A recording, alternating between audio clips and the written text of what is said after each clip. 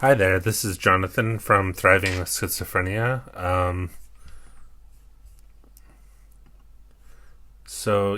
thought I'd do a video kind of talking about just asking general questions, like maybe frequently asked questions regarding schizophrenia. Hopefully, this mic is sounding good. I just tested it, so um, we'll see how it goes. I'm going to basically pick out some questions, and we'll see how many I get through. There's quite a few of them that I have jotted down here. So let's get into it. First, I'll introduce myself if you haven't been to my vlog or any of my social media. I was diagnosed with schizophrenia when I was 24 years old. So that was 2014. I'm now 35, turning 36 this month. And I'm living a pretty good life. A lot of the stigma is that people are basically like doomed after being diagnosed with schizophrenia. I'd like to just talk about it and how my life has sort of changed over the years and what's helped me. We're going to get into all sorts of topics in this video, so it's going to be a long one.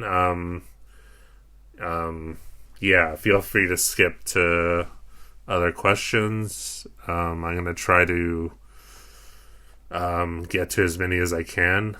So let's start off. First question. So this topic is basically about how to understand schizophrenia. The first question is, how would you explain schizophrenia to someone who only knows it from movies or stereotypes? I remember I watched the movie A Beautiful Mind, which isn't really... It's somewhat similar to the schizophrenia that I was diagnosed with, but I never really had complete visual hallucinations or audio... I guess they call them audio hallucinations, audible hallucinations. I never really heard voices. That was never a problem with me. There's different types of schizophrenia. I guess the type that I have is disorganized thinking, which makes it hard to plan things out and kind of makes sense of like words and such. I know I'm kind of struggling now, but when I was first diagnosed, I wouldn't be able to put a whole sentence together, and I wouldn't be able to think clearly about what it was I was going to say. I'm still not great at... I mean, that's just my personality. I'm not really a super great speaker, so I'm trying to get better at doing that through this and through my blog and such, which I'll link below.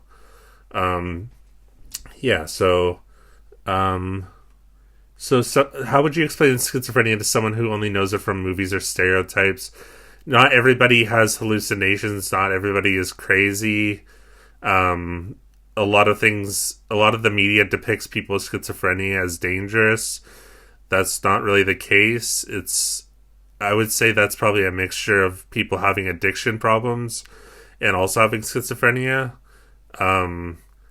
It really has to do with your environment as well. Anyways, we'll get more into that because there's other questions that have to do with that.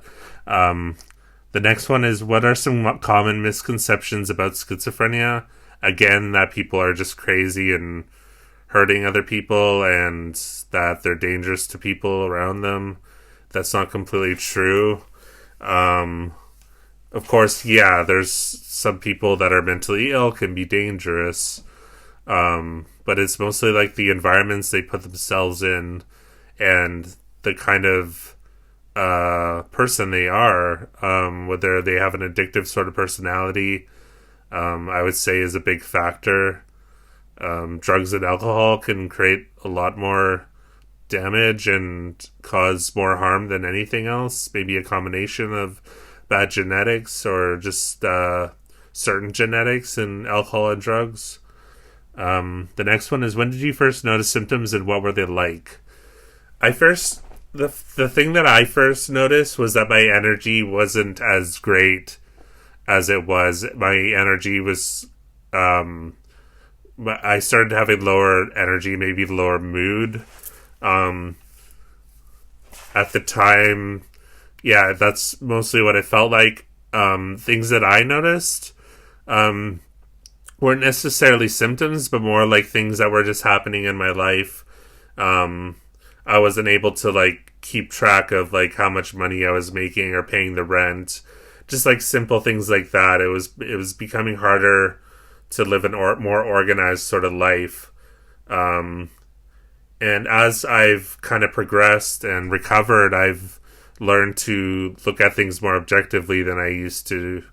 Um, I was very creative and artistic, which a lot of people can be with these sort of disorders. You can find like someone like Brian Wilson, who had a form of schizophrenia. He was super creative.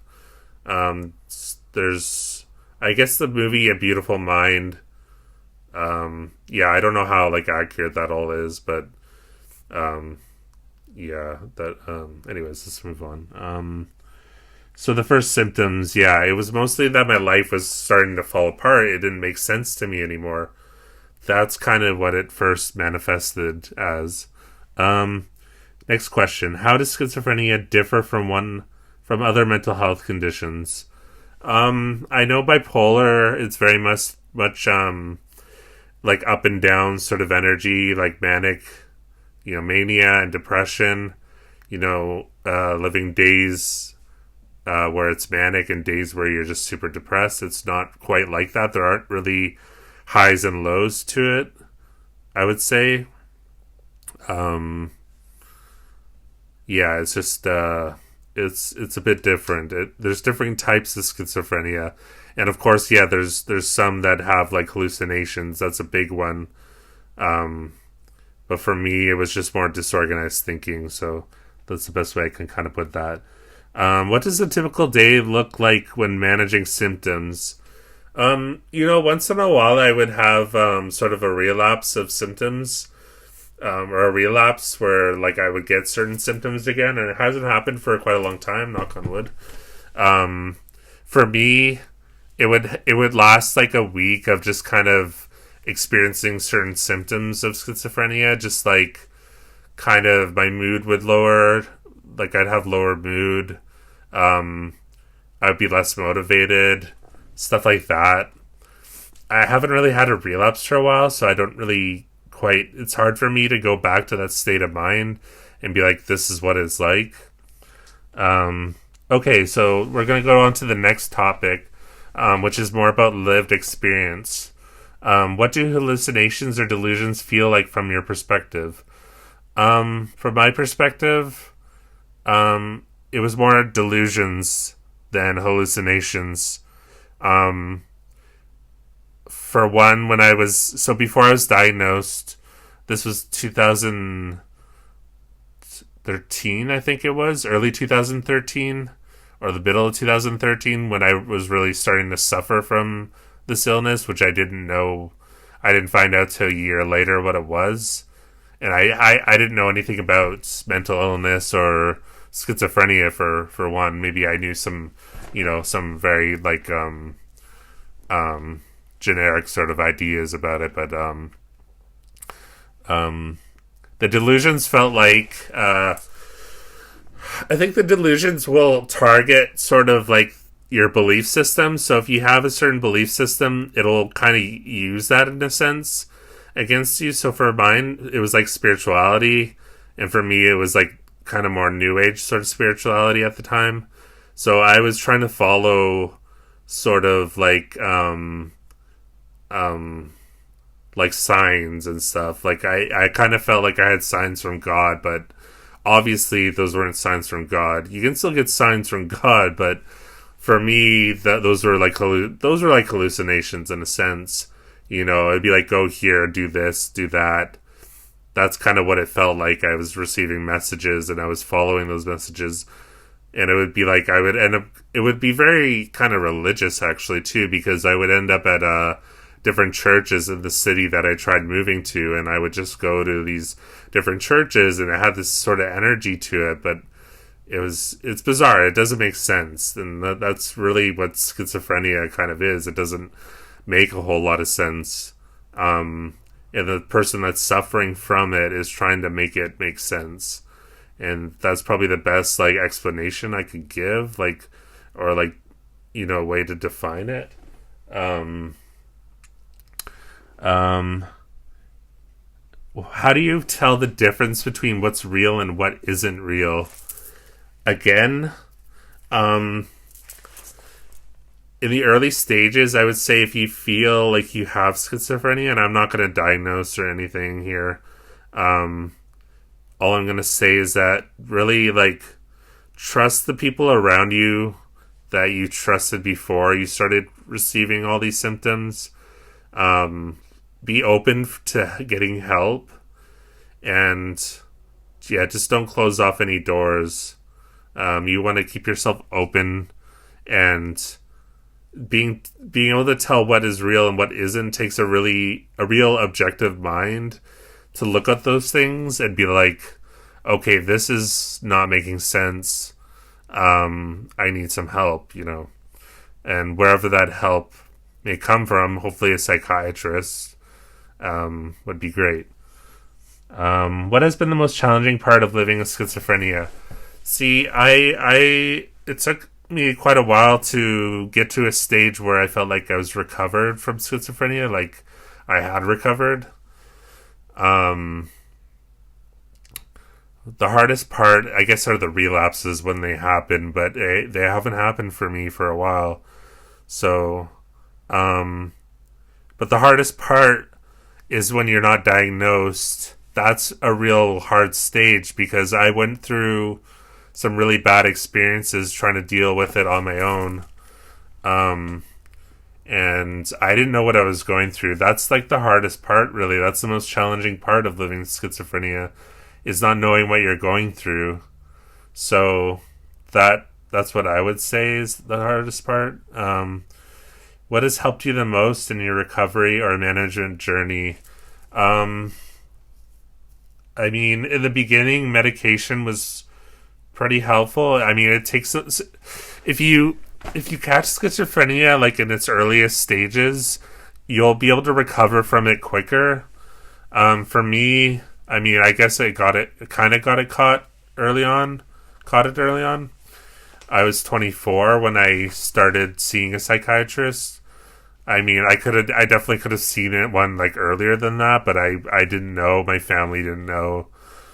Barely anybody around me knew about like that topic. I could have listened to some people maybe more closely and caught it earlier on.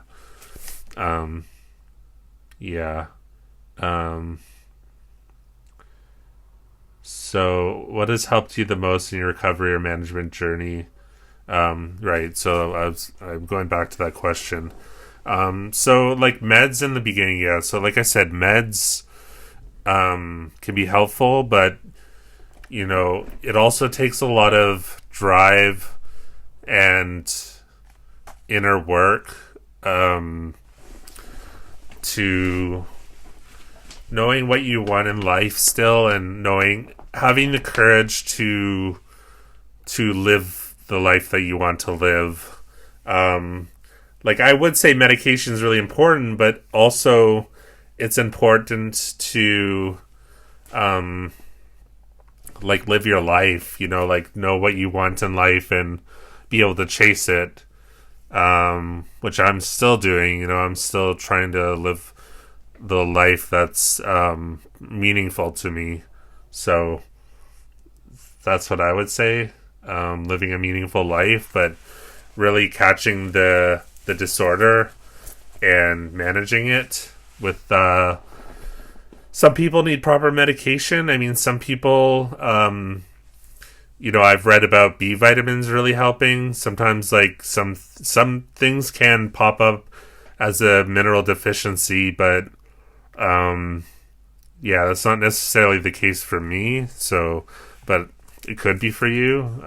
Everybody has there's a different answer for everybody out there, so I wouldn't say anything specific, but medication was pretty important. I still rely on medication, but it's not like the only thing in my life that's going on. It's not the only thing. How has your diagnosis affected your relationships? Affected them really badly in the beginning.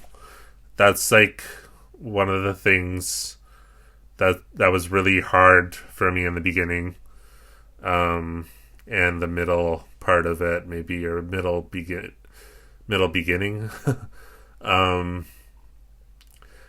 Yeah, that's kind of one thing to pay attention to, is how your relationships are being sorted out. Are you pushing people away?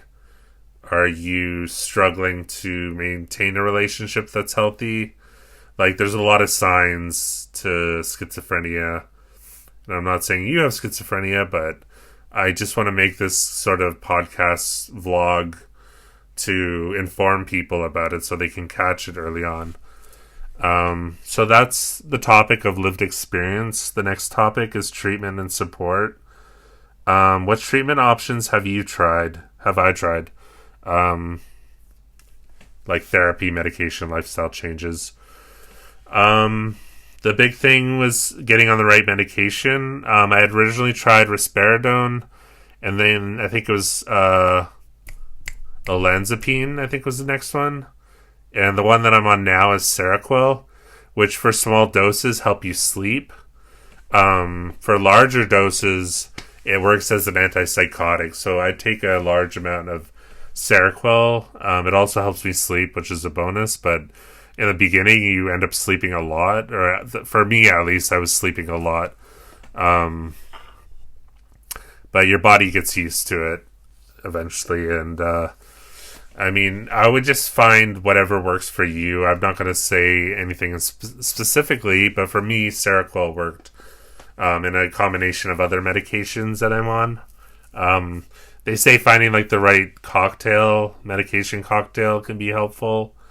Therapy, I do have therapy, like just regular therapy, online therapy. That can also be helpful, just talking about things that are going on in your life. Lifestyle changes. I definitely changed my lifestyle quite a bit. I was vegan before, and I eat more meat now. I eat more like fish, like beef and chicken and stuff. So for my body type, I have to eat quite a bit of protein, animal protein, but that's not the same for everybody. I know some people that live a vegan diet and they're completely fine, and their protein is good. So, yeah. I like being a vegan, but I couldn't maintain that, so because I wasn't getting enough protein. What was my experience with getting diagnosed? Getting diagnosed was kind of a bittersweet moment, because it's sweet because you finally find out what it is you're going through. You finally start to reveal what's going on underneath. So that's really good. But it's kind of bitter because you find out you have schizophrenia, and it's very scary. It seems really scary because you don't know a lot about it, and you typically don't have know a lot of people that have schizophrenia. So it'll open a whole different door for you as far as like the mental health world, not just like schizophrenia, but like other mental illnesses, and learning about that people have different sort of medical, different diagnoses. Yeah. How important is having a support system?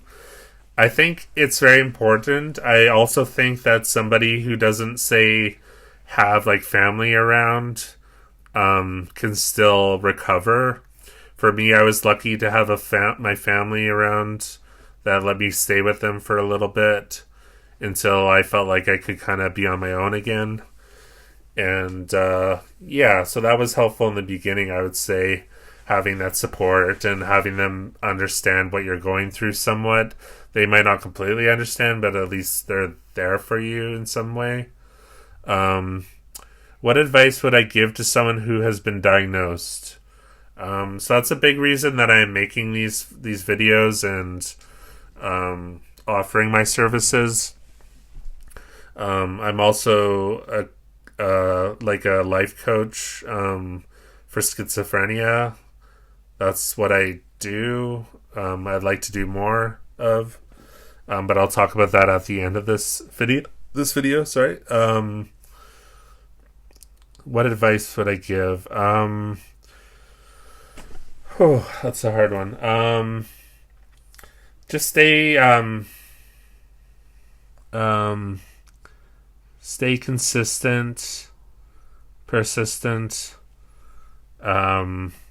Take vitamins like omega-3. That's a big one that I take for mood. Vitamin D, vitamin K. Those two vitamins together are actually very good to take together. Magnesium is helpful. B vitamins. I'm taking B6 currently because my B6 was low. I found out through a test. And maybe even getting like a test to see how your levels are as far as like vitamins and minerals and such. But omega-3 is very helpful for the brain, especially for somebody with schizophrenia, which I should probably take some today.